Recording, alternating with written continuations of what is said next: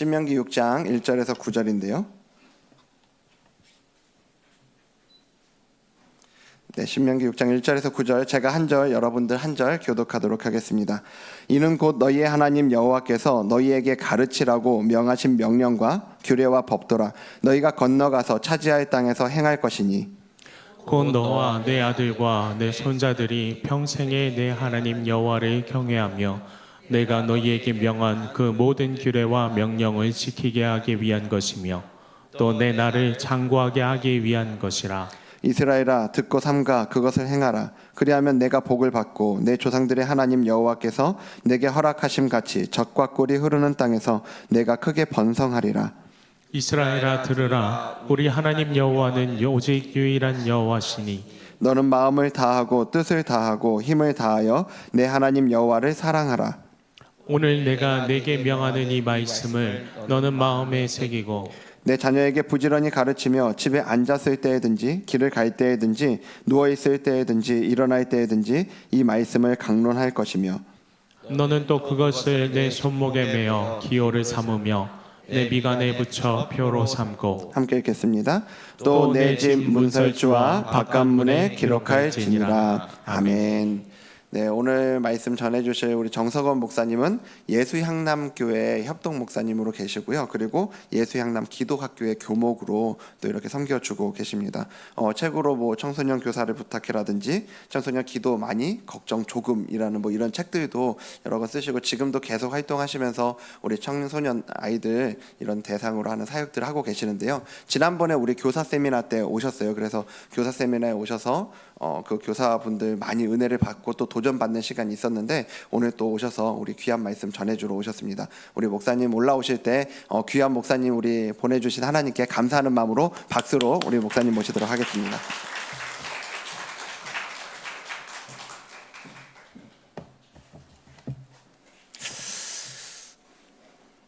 예, 반갑습니다. 안 반가우세요? 네, 반갑게 인사하겠습니다. 반갑습니다. 네, 이렇게 초대해 주셔서 너무 감사드리고요. 오늘 근로자의 날이더라고요. 예, 오는데 와이프가 짜증을 냈습니다. 예, 애를 어떻게 다 보라고 오늘 어린이집이 안 해가지고 아이가 뭐 열심히 하고 오겠다고 그렇게 하고 왔는데 몇 분이나 오실까 제가 생각을 했는데 또 많이 오셔가지고 참 너무 감사하고요. 또 아버지도 한 분 오셨네요. 예, 박수 한번 좀 주시면 좋겠어요. 예. 상품으로 나가실 때 냉수 한 잔 정수기 통해서 누리시면 은혜가 아마 충만하실 것 같습니다. 제가 11시 10분, 제가 11시 10분에는 시간을 무조건 지킬 수 있도록 그렇게 하겠습니다. 우리 부모님들 대상으로 설문조사를 했었어요. 자녀를 낳은 것이 후회되십니까? 라고 설문조사를 했을 때 제가 기억하기로는 한 85% 정도가 후회된다. 다시 돌아가면 낫지 않겠다라고 그렇게 이야기를 했습니다. 똑같은 사람들이었는데요. 그 사람들에게 또 시간이 또 지나고 또 똑같이 질문을 했습니다. 자녀를 낳은 것이 후회되십니까? 라고 질문을 했는데 95%의 부모님들이 후회되지 않는다 라고 그렇게 얘기를 했습니다. 그러니까 부모님들이 정신이 오락가락 하시는 것 같아요. 그러니까 왔다 갔다 하시는 것 같아요. 이게 아마 육아의 본질인 것 같고요. 이 교육의 본질인 것 같은데 여러분 지금 아마 부모님들 자녀를 다 키우신 분들도 계시고 지금 현재 진행형인 분들도 계시고 또 이 손주 진행형인 그런 분들도 아마 계시는 것 같은데 여러분 자녀를 어떻게 키우셨어요? 어떻게 키우고 계세요?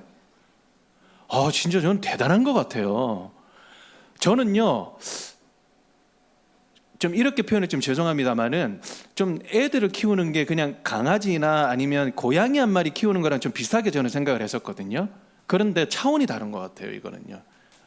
여러분 진짜 저는 이제 어머니나 이제 아버지를 이렇게 가끔씩 뵈면 너무 존경스러운 것 같아요. 아니 어떻게 본인 하나도 간수하기가 힘든 이 세상에서 이 자녀들을 그렇게 양육을 하고 뿐만 아니라 이 먹고 먹이는 것만으로도 참 힘든데 아이들을 신앙적으로 어떻게든 양육을 하시려고 하실까라고 생각을 하면요, 저는 이제 존경스럽다라는 말은 좀 슴슴한 것 같아요. 평양냉면처럼 이게 어떤 느낌이 드냐면 정말 경이롭다라고 생각이 들 정도로 대단한 것 같아요. 저는요 저희 가정이 사실 철저하게 엮이는 가정에 저는 자랐거든요. 이게 말도 되지 않은 엮이는 가정에 자랐는데, 나는 최선을 다해서 공부하면 뭔가 결과가 나온다라고 해서 저는 최선을 다해서 공부해서 이제 열심히 한 사람 중에 한 사람인데, 아이를 키우는 거는요 제 마음대로 안 되더라고요.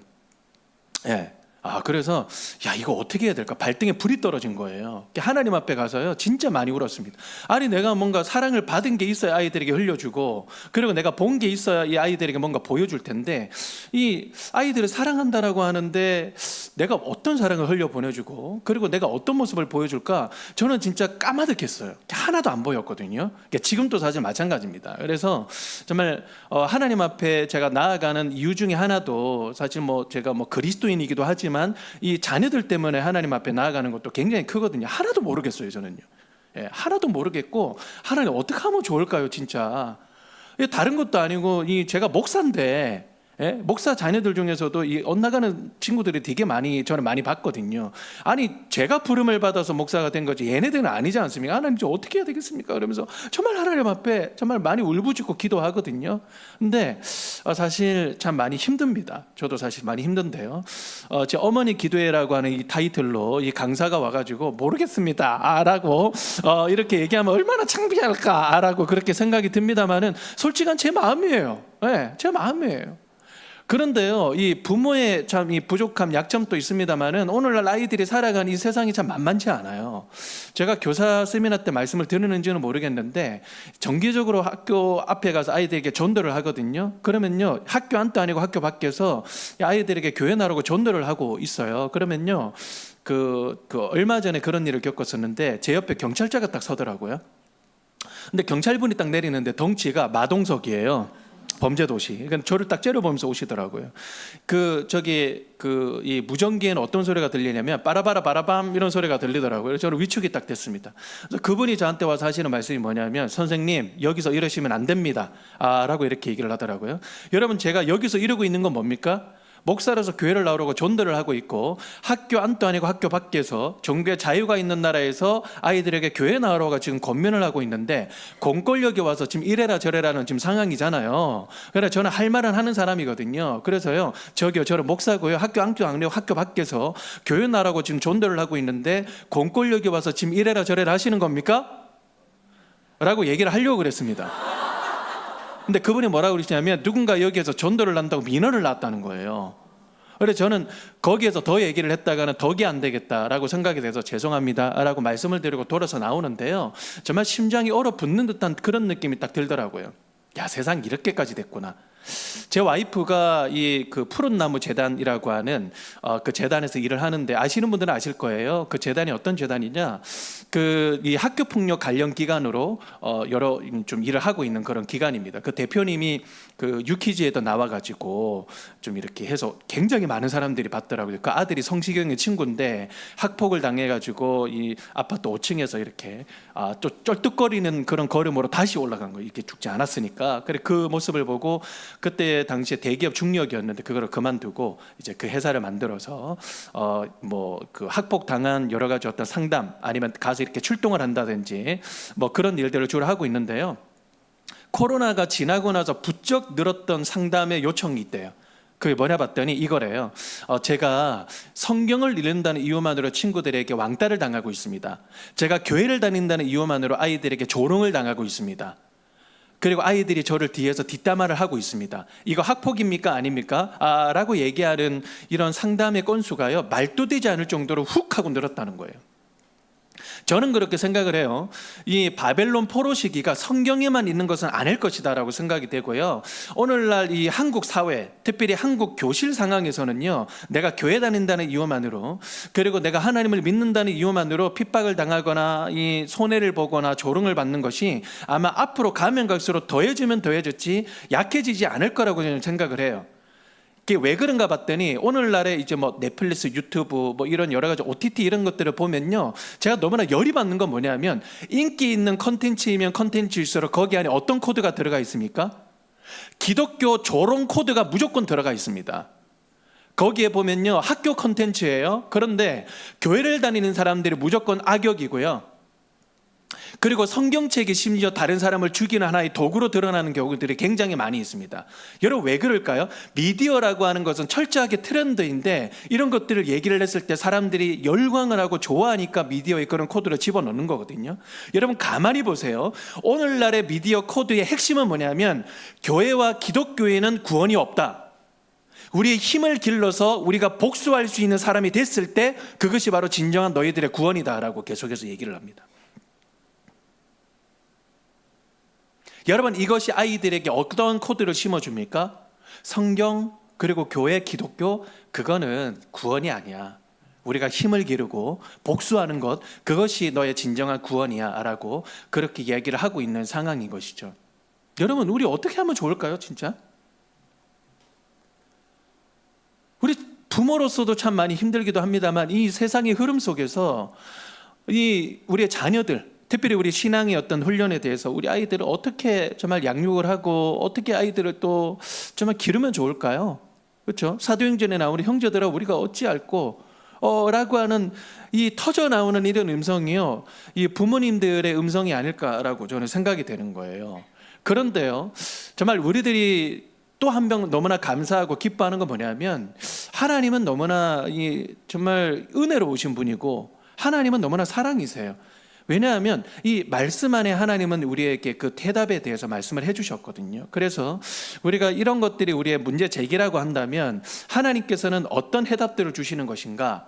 라는 질문을 가지고 한 3가지의 답변으로 함께 알아갔으면 좋겠습니다. 왜냐하면요, 우리가 방금 읽었던 신명기 이 전체적인 주제 노크를 보면 사실 이 사람들도 이 위기의식에 빠져 있던 사람들이다라고 저는 생각을 할 수 있을 것 같아요. 왜냐? 광야 40년을 지금 지났거든요. 그리고 어른 세대는 이미 그냥 다 사라졌습니다. 이제는 다음 세대 이 아이들이 이제는 이 그 가나안 땅으로 들어가서 이 새로운 시대를 열어야 된단 말이죠. 그리고 엎친 데 덮친 격으로 이 더 위기 의식이 뭐냐면 지금까지 자기네들이 이끌어왔던 대지도자 이 모세라는 사람은 이제 마지막 설교를 하고 있습니다. 그게 여러분 이 신명기 말씀의 배경 아니겠습니까? 어떻게 보면요, 우리는 앞으로 어떻게 가야 될까? 그리고 이제까지 우리를 이끌었던 이 지도자 주전 살아기 직전이에요. 그러니까 이 얼마나 많이 깜깜했을까라고 아마 생각이 됩니다.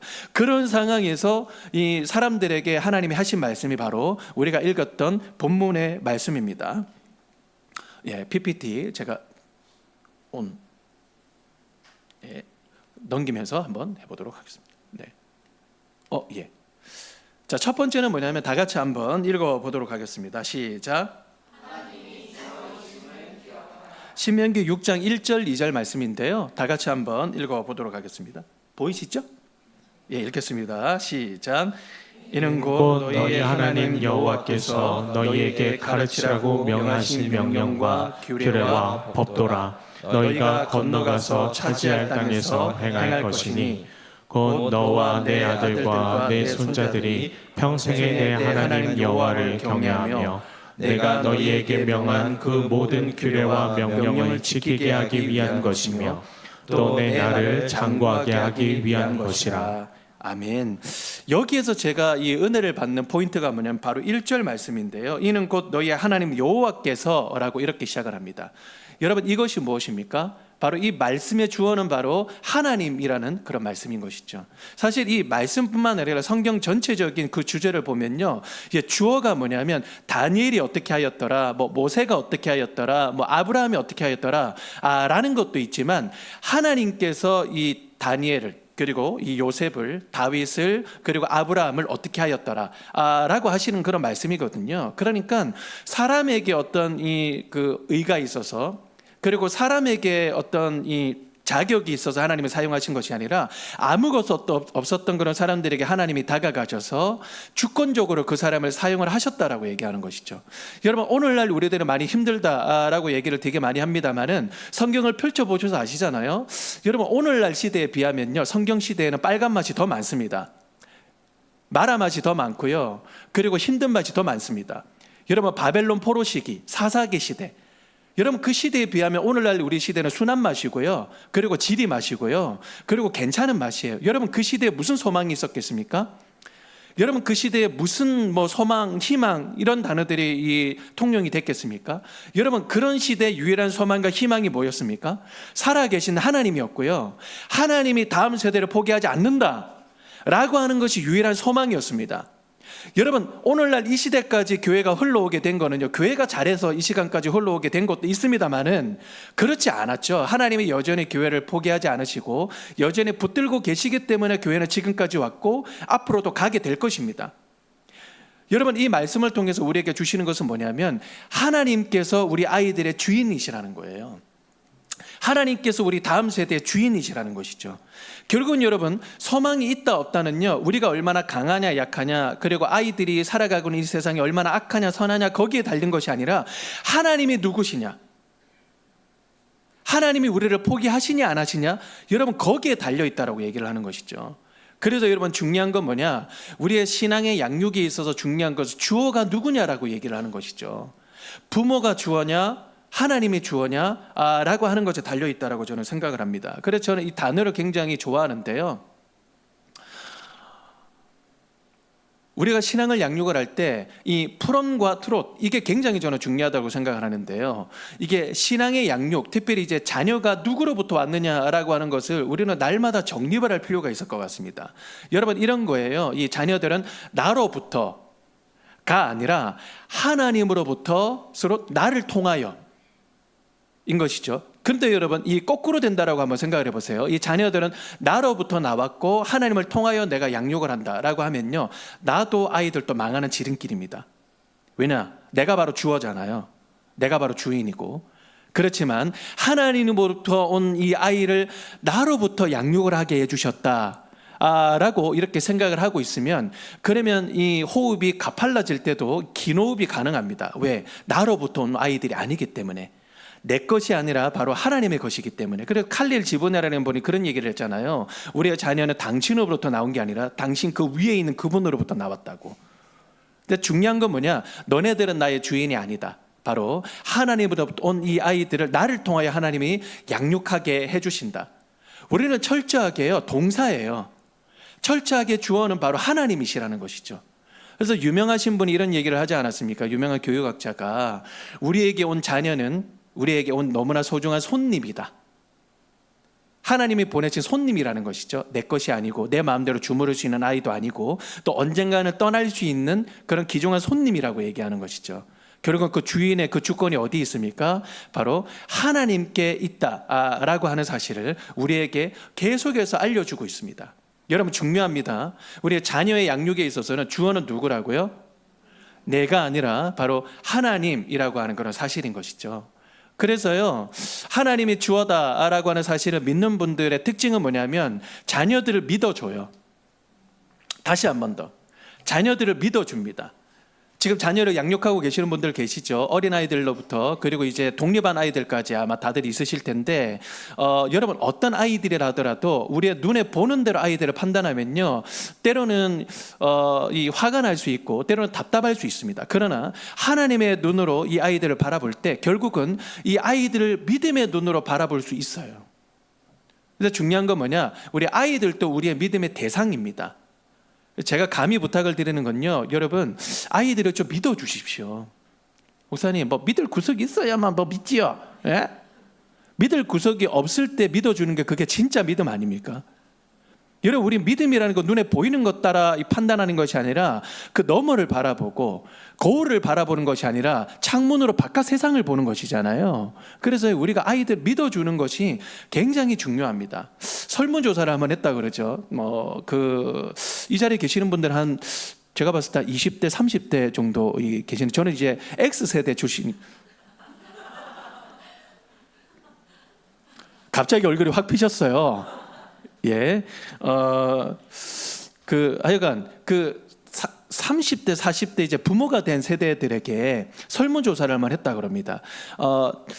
당신이 어렸을 때 부모에게 가장 바랬던 것은 무엇입니까? 라고 설문조사를 했는데 가장 많이 나왔던 답변 중에 하나가 여러분 뭐겠어요? 뭐겠습니까? 여러분도 한번 생각을 해보세요. 지금 여러분들이 부모님이신데 어린 시절로 다시 돌아갔을 때 부모님이 가장 원했던 거, 뭐 맛있는 거 사주고 용돈 많이 주고 뭐 그런 것도 필요합니다만은 굉장히 좀 정서적으로 여러분들이 필요로 했던 것이 무엇이었어요? 그게 아마 남성분들을 대상으로 해서 그 설문조사를 했던 것 같은데 그런 얘기를 했어요. 근데 제가 참 마음에 많이 남았습니다. 저도 공감이 됐거든요. 부모님이 저를 믿어주셨으면 참 좋았겠다. 라고. 왜냐하면 부모님들은요 이미 아이들이 살아왔던 인생을 한번 싹 지나가 봤잖아요. 그러니까 아이들이 뭔가를 선택을 했을 때, 그리고 뭔가를 액션을 취했을 때, 뭔가를 안 했을 때 아이들이 어떻게 흘러가게 될 거라는 것을 이 전지적 작가 시점으로 다 알거든요. 그러니까 야, 너 그거 하면 뭐 할 건데? 너 그거 하다 망하면 뭐 할 건데? 이렇게 되면 이렇게 될 거야. 그러면 그거 하면 너 어떻게 할 거야? 그러니까 아이들이 이제 실패할 수 있는 여지조차도 주지 않고 시행착오를 겪을 수 있는 기회조차도 우리가 제공을 해주지 않는다는 거죠. 오늘날의 현대 부모님들이 이미 다 경험을 해봤기 때문에 전지적 작가 시점으로. 그런데요, 이거 한번 해보고 싶은데, 이렇게도 한번 해보고 싶은데 라고 생각을 하는데, 이 아이들은 이 부모님들에게 뭐 여러 이 해답들을 듣습니다만은 어떤 코드를 읽느냐면, 부모님은 나를 믿어주지 않는구나 라고 그렇게 읽는다는 거예요. 아마 우리의 자녀들도 저는 마찬가지라고 생각합니다. 여러분, 우리가 뭐 여러 가지 아이들을 코치를 해주고 또 도와주고 티칭을 해주고 이런 것들이 또 필요합니다만은, 그런 아이들을 대하는 기저에 어떤 깔려있는 그런 감정은요, 아이들을 믿어주는 그런 마음, 너네들 잘할 거야, 너네들 잘할 거야 라고 믿어주는 그런 마음이 저는 굉장히 중요하다고 생각돼요. 몇 주 전이었거든요. 제가 경험을 했기 때문에 제 개인 이야기를 해서 너무나 죄송합니다. 제 아들이요, 올해로 연세가 만 4세입니다. 예, 오늘 집에서 겁나 아이들이 엄마를 지금 괴롭히고 있는데요. 저는 진짜 너무 좀 힘들어요. 지금 이제 4살인데 통잠을 지금도 안 자고 있습니다. 새벽에 2-3번을 깨요. 이거 어떻게 하면, 저 목사마님 주 때리고 싶어요, 진짜로. 이거 어떻게 하면 좋을까? 뭐 그런 생각들이 되게 많이 하는데, 최근에 이제 저희 와이프가 지금 둘째를 지금 또 양육을 하고 있기 때문에 너무 힘들어 해가지고 와이프 쉬어라 라고 해서 이 첫째 아들을 제가 데리고 그 키즈 카페를 제가 갔어요. 바쁜 중에도 키즈 카페를 가가지고 열심히 한 3시간 동안 놀리다가 지하 주차장에 내려왔거든요. 저희 차를 딱 대놨는데 옆에 보니까 이제 그 벤츠가 검은색, 그 벤츠가 이렇게 딱 세워져 있더라고요. 그래서 이제 얘가 이제 그 카시트에 앉혀야 되니까 이제 뒤에 문을 제가 살짝 열었습니다. 가능한 한 제가 영접을 하지 않으려고, 벤치를 영접하지 않으려고 이렇게 살짝 이렇게 열었거든요. 이 성질이 급한 저희 아들은요, 이 살짝 열어놨던 이 문을 잡고 풀스윙으로 확 열어버린 거예요. 핵폭탄이 터지는 줄 알았습니다. 소리가 펑 하는 소리, 지금 이런 소리, 펑 하는 소리가 들리는데요, 정말 심장이 내려앉는 듯한 그런 느낌이 딱 들더라고요. 야 하는 말도 안 나왔습니다. 헉 하고 그 자리에서 얼어버렸거든요. 그래서 제가 이제 이 확인을 해봐야 될 거 아니에요. 이게 표시가 나는지 안 나는지. 제가 이게 CCTV가 어디 있나 이렇게 반사적으로 이렇게 확인을 하게 되더라고요. 이렇게 반사적으로 이렇게 확인을 하게 되면서 가가지고 침을 딱 발라가지고 뽀까뽀까뽀까뽀까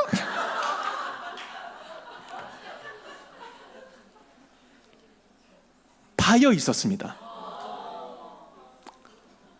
이 페인트가 날아간 정도가 아니라 파여 있더라고요. 그래서 근데 그 순간에 누군가 옆에서 막 소리를 치더라고요.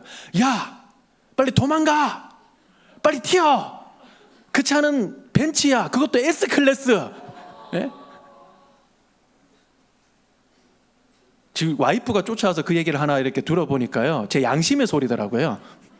그래서 야, 이게 내가 그래도 돈이 없지, 가오가 없지, 둘 다 없지만은 그래도 내가 믿음을 있어야 되지 않을까 라고 생각을 하고 내가 전화를 한번 해야 되겠다라고 생각을 했는데 전화번호로 또 안 붙여놨어요. 또 다른 소리, 지금이 마지막 기회야, 빨리 도망가. 제 양심의 소리가. 그래가지고 이거 어떻게 해야 되나라고 해서 상가 건물이요, 상가로 올라가서 그 없는 종이랑 볼펜 막 이렇게 구해가지고요, 자 거기다 써놨습니다. 저희 아들이 이렇게 쾅 하는 바람에 이렇게 파였는데 전화번호가 없어서 이렇게 쪽지를 남겨드립니다, 연락을 주십시오 라고 이렇게 남기고 이렇게 갔어요. 가가지고 이제 원래는 이제 그 연락이 왔어요. 원래는 이제 100만 원이었는데 이게 보험 처리를 하면 이게 몇 천만 원이 될 수도 있대요. 그 사람 말로는. 그러니까 이게 그냥 사설로 원래는 연락 안 하는데 연락 주셔서 너무 감사하다고. 그러면서 이제 원래는 이제 100만 원 정도만 주시면 좋을 것 같은데 연락을 주셔서 한 50만 원 정도 그걸로 퉁칩시다. 그래가지고 그 저 현금 50만 원으로 이제 해결을 받습니다. 예, 제가 50만 원 이렇게 제가 입금을 하는데요. 제가 돈을 진짜 아끼는 사람이거든요. 예. 좀 먹고 싶은 거 안 먹고 입고 싶은 거 안 입어가면서 예, 저 용돈 쓰는 거 와이프한테 갈고 먹어 가면서 그렇게 겨우겨우 이렇게 모아놨던 그런 비상금을요 그 한 방에 그냥 날렸습니다. 그날 또 저녁에 이제 제 집회가 있어가지고 집회인가 하여튼 강의 그 다음 날이었습니다. 강의가 있어서 서울에 제가 볼 일이 있어가지고요. 이제 강의하고 내려오는 좀 마음이 좀 불편하긴 하더라고요. 마음이 불편했던지 하나님이 어떤 건물에 있는 현수막으로 저에게 메시지를 주시는 것 같았습니다. 뭐라고 써져 있었냐면 이렇게 써져 있었어요. 아마 3월 달이었던 것 같은데 이렇게 써져 있더라고요. 아직 꽃 피지는 않았지만 이제 꽃 활짝 피어나리라는 것 믿지? 라고 이렇게 딱 써져 있는데 어떻게 저한테 좀 적용이 됐냐면 아직은 통잠을 자지 않지만 개념 없이 벤츠 S클래스를 깨먹지만 뭐 그럼에도 반성하는 기미를 전혀 보이지 않고 나에게 막 계속 따지는 그런 모습을 보이지만 그래도 곧 나아질 거라는 것은 너는 믿지? 라고 이렇게 말씀하시는 것 같더라고요, 저에게는. 그래서 그때는 저는 오면서 아멘이라고 저는 그렇게 하고 내려왔습니다. 그래 저는요, 저 문구를 보고 저는 결단했어요. 하나님, 어떤 일이 있어도 저희 자녀들을 바라볼 때 그 자녀들이 믿어주겠습니다. 믿어주기로 결단합니다. 아이들 사고 칠 수 있고 그리고 덤벼들 수 있고 그리고 지잘난 맛을 사는 그런 모습을 볼 때 재수 없어 보일 수도 있겠지만 그럼에도 불구하고 저는 결단합니다. 우리 아이들 저는 믿어주겠습니다 라고 저를 그렇게 결단하고 나니까요 좀 어느 정도는 좀 편해지더라고요. 마음 한편으로는.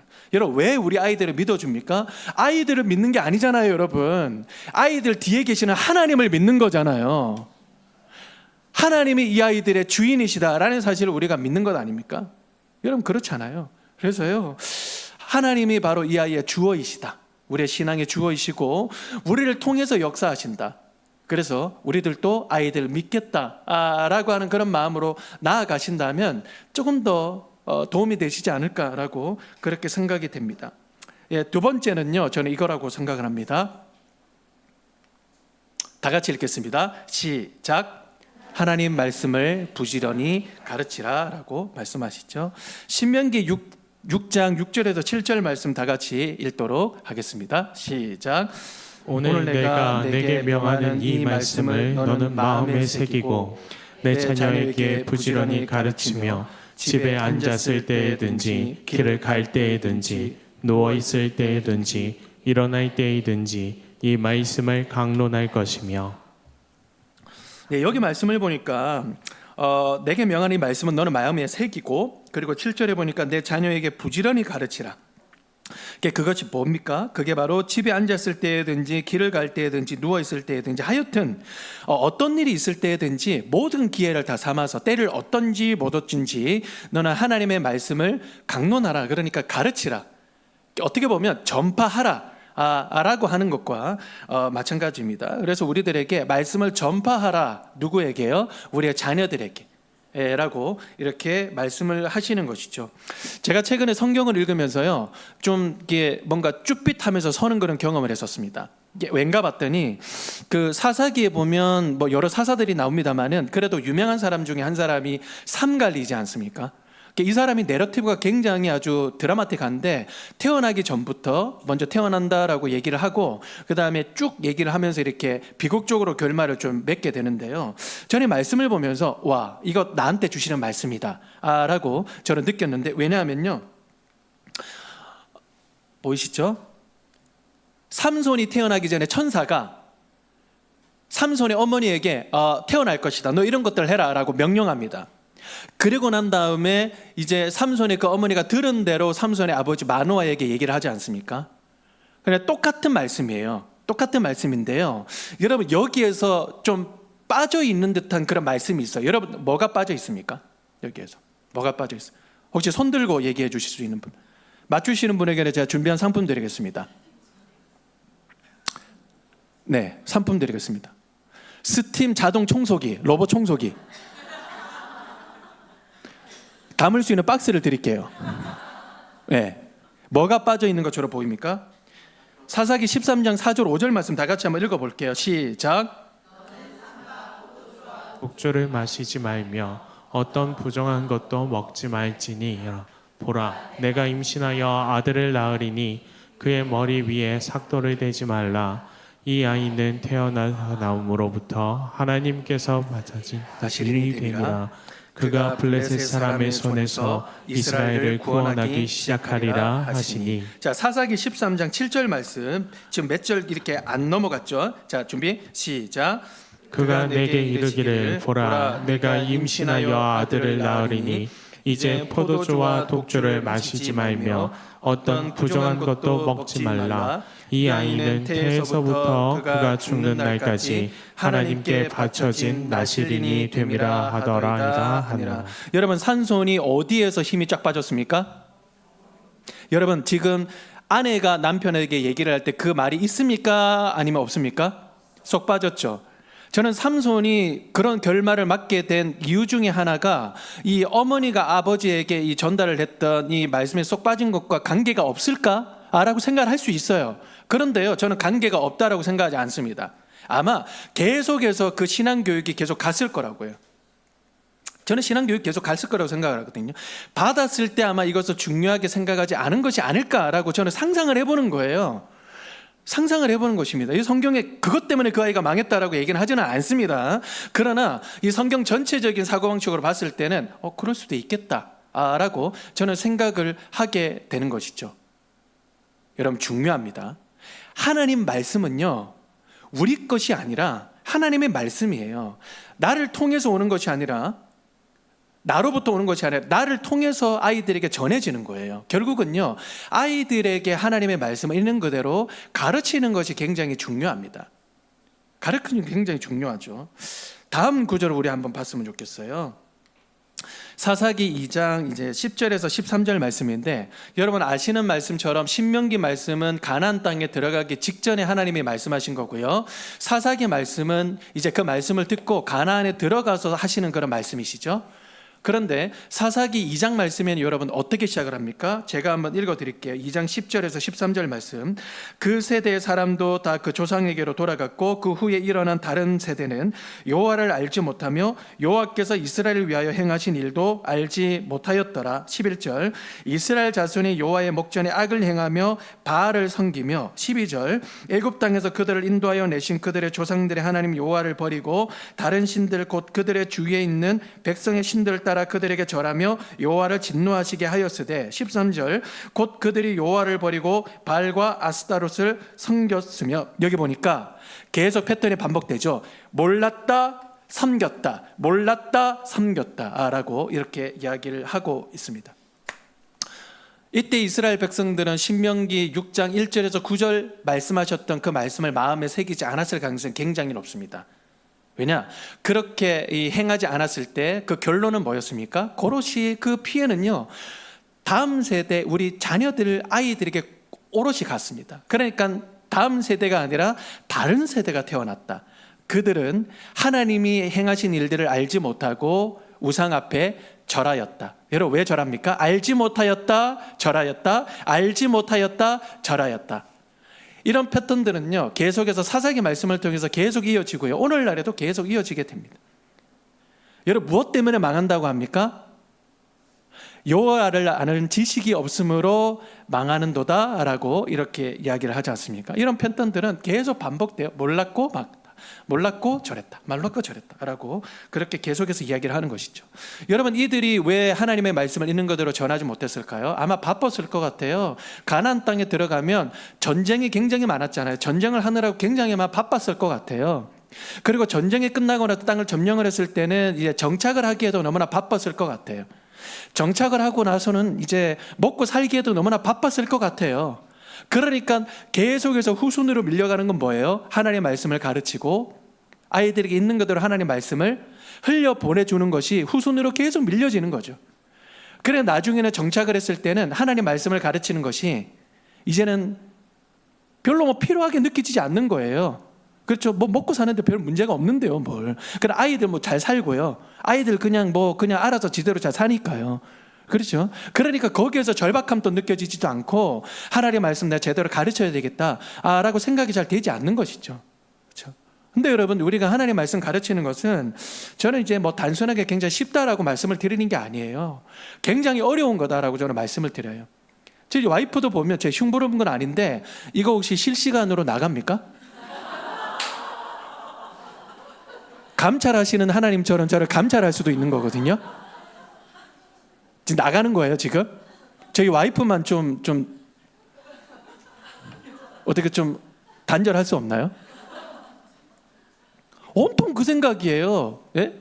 어떻게 하면 애들 잘 가르칠까? 어떻게 하면 정말 이 똑똑한 아이들 잘할 수 있을까? 똑똑하지도 않아요. 예? 부모 닮았어요, 우리 둘 다. 예? 그리고 뭐 어떻게 하면 동화를 잘 들려줄 수 있을까? 코코지 막 이렇게 사주고, 예? 차에 타고 가면서 어떤 코코지 그거 사줄까? 막 이런 생각만 하더라고요. 하루는 제가 너무 열받아가지고요. 가정 예배하는데 당신은 삶으로서 하나님 말씀을 어떻게 가르치고 하나님의 복음을 아이들에게 어떻게 가르치고 이런 것들을 고민해야 되는데 이런 고민이 정말 하나도 보이지 않는다고 막 제가 막 뭐라고 했거든요. 그러니까 저 와이프가 뭐라 그러냐 한마디 딱 하더라고요. 너나 잘하세요 라고. 그래서 제가 아멘 했습니다. 쉽지 않더라고요. 저도요, 진짜. 예. 저도 너무나 쉽지 않더라고요. 그런데 여러분 중요한 건 뭐냐면 이거는 하나님의 명령이라는 거예요. 잘하든 못하든 듣든 아니 듣든 가르치라라고 하는 것은 하나님의 명령이다라고 하는 것이죠. 여러분 신명기 6장 4절 5절 말씀 다 같이 한번 읽도록 하겠습니다. 시작. 이스라엘아 들으라. 우리 하나님 여호와는 오직 유일한 여호와이시니 너는 마음을 다하고 뜻을 다하고 힘을 다하여 내 하나님 여호와를 사랑하라. 아멘. 여러분 좀 이상하지 않습니까? 가르치라라고 하는 말씀이 6절 7절 말씀이고 그리고 사랑하라라고 하는 말씀이 4절 5절 말씀이에요. 목사님 그는 중간에 지금 띵 거 먹으시는 거예요? 라고 이렇게 말씀을 하시면 아닙니다. 저는 의도가 있는 거예요. 왜냐하면요, 뭐 부모님들에 관련한 여러 책들을 저는 굉장히 많이 보려고 노력해요. 저한테 적용을 하려고 많이 보려고 하고 여러 영상들을 보고 이렇게 하는데요. 뭐 세미나도 좀 참여도 하기도 하고 그렇게 합니다. 저 불만이 하나 있습니다. 그게 뭐냐면 어떤 책들이든 세미나들은요, 이 부모님들이 좀 완벽해져야 된다라는 것을 가정하는 것 같아요. 그러니까 이런 말씀 되게 많이 하거든요. 아니 기독교인으로서 먼저 아이들에게 본을 보여야지. 본도 제대로 보이지 않고 성경 말씀 가르쳐서 되겠어? 라고 그렇게 얘기하는데 저는 반은 맞지만 반은 틀렸다고 생각해요. 여러분 우리 부모님들이요 완벽해질 수 없어요. 여러분 그것이 우리의 목표가 돼서도 안 됩니다. 그리고 아이들에게 우리가 본을 보여야 돼요. 보여야 되는데요. 여러분 우리가 어느 정도로 훌륭한 본을 보여야만 아이들이 하나님을 믿어요?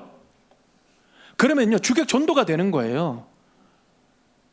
세상에요 우리 하나님 믿는 사람들보다 훨씬 더 윤리적으로 뛰어나고 그리고 도덕적으로 훌륭한 사람들 너무나 많아요. 너무나 많아요.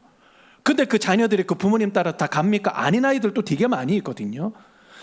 여러분 가장 중요한 것은 뭐냐면 하나님의 말씀을 먼저 가르치는 거예요. 흘려 보내주는 거예요. 이건 내 말이 아니라 하나님의 말이야 라고 하나님으로부터 온 이 말씀을 나로 통하여 이렇게 흘려 보내주는 거예요. 그런데요 우리가 겁을 먹어요. 나도 부족한데, 나도 연약한데.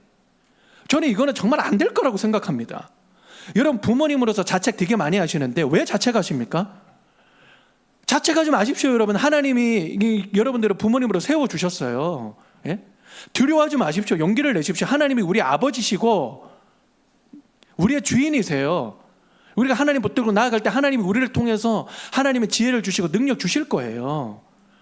그런데요 계속해서 길을 죽이는 것 같아요. 제가 봤을 때는 왜 그렇게 완벽하게 하나. 저는 그게 목적이 돼서는 안 된다라고 저는 생각을 하고요. 저는 가끔 너무나 답답해가지고 성경책을 펼쳐가지고 제가 좀 모델로 삼을 만한 벤치마킹을 할 만한 부모님이 누가 있을까라고 저는 생각을 하면 성경을 읽는데요. 죄송합니다만 아직까지 못 찾았습니다. 성경책에 훌륭한 부모님이다라고 모델로 삼을 수 있는 분이 있습니까? 있을 수 있어요. 예, 있는데 저는 성에 안 차요. 아브라함 훌륭한 부모님이었어요? 아니잖아요, 여러분. 다윗이 훌륭한 부모님이었습니까? 아닙니다. 훌륭한 부모님이 누가 나와요? 있긴 있죠. 없다 그러면. 예? 저 잘리니까 총회에서. 예? 있습니다만은 제 성에는 안 차는 거예요. 그럼 여러분 이게 뭘까요? 완벽한 그 사람이 되어야만 신앙교육을 할 수 있다라고 얘기를 하는 게 아니라는 거예요. 우리도 연약하고 우리도 부족하지만 그럼에도 불구하고 우리가 하나님 말씀으로 살려고 최선을 다한다라는 것을 아이들에게 보여주는 것이죠. 그래서 오늘날에게 아이들 정말 필요한 건 뭐냐면 이 미디어 리터러시라는 말 되게 많이 하지 않습니까? 미디어를 볼 때 그냥 보는 것이 아니라 저 의도가 뭐가 있는가라는 것을 보는 게 중요하잖아요. 근데 또 이 단어가 굉장히 중요합니다. 진정성 리터러시라는 게 굉장히 중요하거든요. 저 사람이 저런 얘기를 할 때 부족하고 연약할 수 있지만 저 사람에게 진정성이 있냐 없냐는 기가 막히게 안다는 거예요. 기가 막히게 안다는 거예요. 그래서요, 우리가 부모님으로서도, 저도 목사로서도, 또 그리스도인으로서도 늘 이런 얘기를 자주 하려고 그래요. 미안하다. 나도 아빠로서 그리스도인으로서 너무나 부족하지만 그럼에도 하나님 말씀이 없으면 나 죽어. 하나님 말씀이 나에게는 너무나 소망이고 답이야. 이거 없으면 나 죽는다. 나 부족하지만 나 하나님 말씀 따라가려고 하거든. 너도 하나님 말씀 따라갔으면 좋겠다. 말귀들 못 알아들을 수도 있어요. 근데 계속 얘기를 해줘요. 계속 얘기를 해줍니다. 그래서 여러분 중요한 건 뭐냐면 항상 지금 계속해서 지금 말씀을 드리는 것은 주어 되신 하나님이 으로부터 온 그 말씀을 나를 통하여서 흘려가는 것이 굉장히 중요하다는 것이죠. 그래서 여러분 뭐예요? 사랑하라 라고 하시는 이 말씀도 명령이잖아요. 이것이 우리에게 너무나 위로가 되는 것은 뭐냐면 여러분 우리 쓰러질 거 다 아세요. 그리고 우리 말씀 잘 안 읽고 또 기도 잘 안 할 그 때가 있다는 것도 하나님 잘 아십니다. 어떨 때는 막 뜨겁다가도 어느 때는 막 완전히 그냥 부스러기처럼 그냥 부서지기 직전이라는 그런 때가 오리라는 것도 하나님 다 아세요. 하나님 누구보다 사람 잘 아시거든요. 그럼에도 불구하고 사랑하라 라고 명령하시는 것 아닙니까? 그래서 제가요, 왜 이렇게 앞뒤를 뒤바꿨냐면요, 저는 이렇게 생각을 해요. 하나님을 사랑하는 그 방식이 아이들에게 고스란히 흘러갑니다. 자격이 아니고요, 내가 하나님을 사랑한다, 그래서 난 아이들에게 나는 사랑을 흘려보내줄 수 있어, 나는 말씀을 가르칠 수 있어, 이게 자격을 논하는 게 아니라 내가 하나님을 사랑하는 어떤 지향, 하나님을 사랑하려고 하는 그런 의지, 또 하나님을 사랑하려고 하는 어떤 그 마음의 중심, 이 중심의 방식이 아이들에게 고스란히 흘러가더라고요. 내가 하나님을 사랑하는 그 방식이요, 아이들을 양육하는 방식 그대로 담게 되어 있고요, 내가 하나님을 바라보고자 하는 그런 어떤 포기하지 않는 그런 끈기가 아이들에게 그대로 흘러가고, 저는 그렇게 생각을 합니다. 그래서요, 우리에게 중요한 건 뭐냐면 여러분, 우리는 다 자격 없어요. 자격 있다라고 생각하는 그 순간에 바로 넘어지실 것입니다. 왜? 세상이 그렇게 녹록하지 않거든요. 사단 마귀는요, 딱 그 순간을 노리고 있을 수도 있습니다. 그런데 하나님이 주어 되신다라고 하는 그 사실을 붙들면서 우리는 나아가는 것이죠. 그래서 우리 부모님들 중에서는 저도 잘 못하는데 어떻게 합니까? 라고 얘기하시는 분들이 되게 많이 있어요. 우리 아버지, 아버님, 저 혼자 계시거든요 지금. 예, 막 뒤를 돌아보시려고 이렇게 보고 계시는 것 같은데, 예, 희망을 내려놓으십시오. 예, 우리 아버님은 살아오시면서 무단횡단을 하신 적이 있으십니까? 아니면 있으십니까? 협조해 주십시오. 있으셔야 됩니다. 자, 자녀 있으시죠? 자, 자녀에게 너 그 무단횡단 하지 마라라고 얘기를 하신 적이 있으십니까? 아니면 있으십니까? 그러니까 무단횡단이라는 그 워딩 그 자체를 사용하시지 않아도 뭐 차 조심해라라는 그런 말씀하시죠. 차 조심해라라고 말씀하신 이유가 뭐예요? 제가 비난하는 의도가 아니에요. 그냥 순수한 의도로 여쭤보는 거예요. 예. 목사님, 우리 저 아버님한테 뭐 기프티콘이라도 하나, 추파춥스 이런 거 있잖아요. 200원밖에 안 하거든요. 그 가성비가 굉장히 높습니다. 예. 우리 아버지도 추파춥스가 좀 필요하거든요. 예. 골방에서 울면서 당을 좀 보충할 수 있는. 죄송한데 뭐라고 얘기하셨죠? 예? 뭐라고요? 다치니까. 이거를 그 아이에게 필요하니까라는 말로 제가 바꿔도 되겠습니까? 여러분, 우리들도 잘 안 되잖아요. 잘 안 되는 걸로 치면 아이들에게 야, 그 차 조심해라고 얘기하면 안 되는 거예요. 그런데 왜 얘기하는 거예요? 그게 필요하니까요. 그거 안 하면 아이들에게 다치니까요. 말씀도 저는 마찬가지라고 생각합니다. 여러분, 우리가 누구라고 하나님의 말씀을 정말 완벽하게 지키고 하나님의 말씀을 충만하게 누구라고 우리가 받고 살아갑니까? 우리들도 잘 안 돼요. 그런데 왜 전해요? 내가 완벽하기 때문에 전하는 게 아니에요. 이 말씀이 아이들에게 필요하니까 전하는 거고요. 이 말씀이 아니면 정말 아이들이 망할 수밖에 없으니까 전하는 거예요. 그렇죠? 저는 거기에서 우리는 접근해야 된다고 생각을 합니다. 자, 마지막 세 번째 함께 읽도록 하겠습니다. 시작. 제가 넘겨야 되는군요. 네. 자, 시작. 말씀을 몸에 새기라. 신명기 6장 8절 9절 말씀 다 같이 읽겠습니다. 시작. 너는 또 그것을 내 손목에 매어 기호로 삼으며 내 미간에 붙여 표로 삼고 또 내 집 문설주와 바깥문에 기록할지니라. 아멘. 저는 우리 아이들에게 이 말씀을 가르친다는 것은 저는 기준을 제시하는 것이라고 생각을 합니다. 그렇죠. 이 성경 말씀이라는 건 결국 기준을 의미하는 것이잖아요.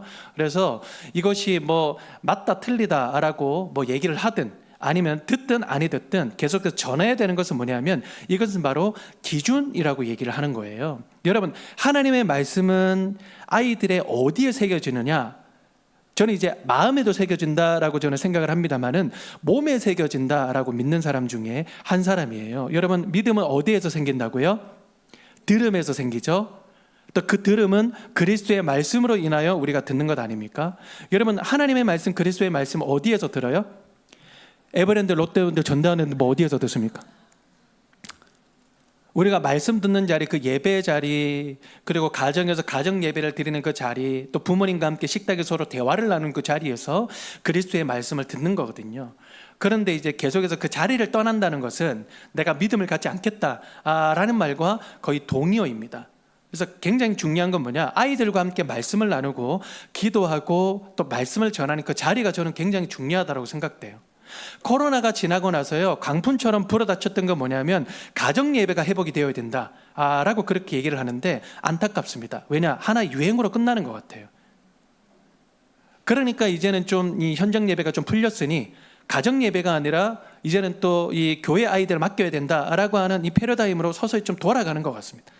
저는요, 가정에서 절대로 포기하지 말아야 되는 것 중에 하나가 뭐냐면 가장이 아이들을 위해서 기도해 주는 것, 엄마가 아이들을 위해서 기도해 주는 것, 그리고 1시간이든 30분이든 5분이든 상관없이 고정적으로 한 달에 한 번이든 일주일에 한 번이든 이 하나님의 말씀이 전해져 내려오는 가정 예배가 저는 무조건 필요하다고 생각돼요. 너무나 거창하다면 가정 기도회, 뭐 가정 큐티 시간, 이게 고정적으로 그 시간들은 저는 무조건 필요하다고 생각을 해요. 왜냐? 여러분, 그 시간들을 통해서 이 아이들에게 하나님의 말씀이 흘러가는 것이거든요. 목사님, 저는요 뭐 좀 많이 한번 해봤지만 잘 안 되는 것 같아요. 그리고 아이들이 필요성을 잘 안 느끼는 것 같아요. 여러분, 그거는요 여러분들에게 속한 것이 아니라 하나님께 속한 거예요.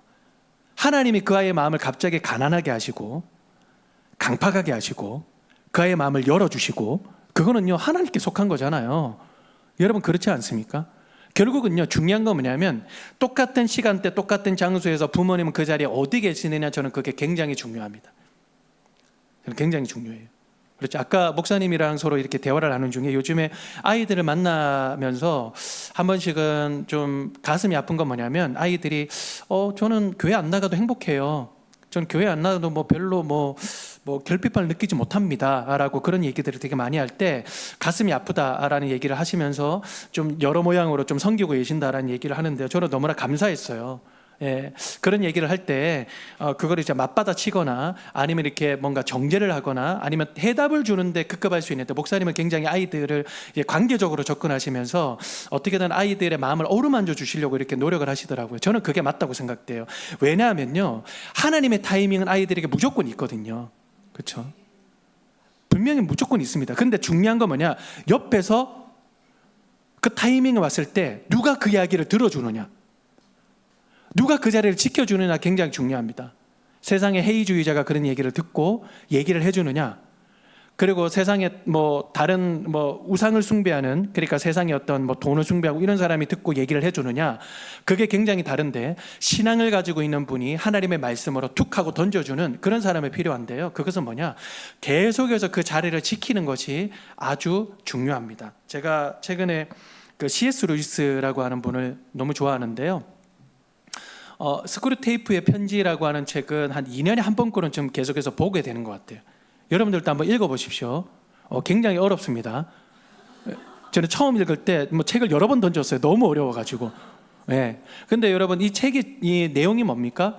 이 사탄이 주인공이거든요. 사탄의 삼촌이 조카에게 이 전수를 내주는 거예요. 신앙 전수를. 그러니까 이거예요.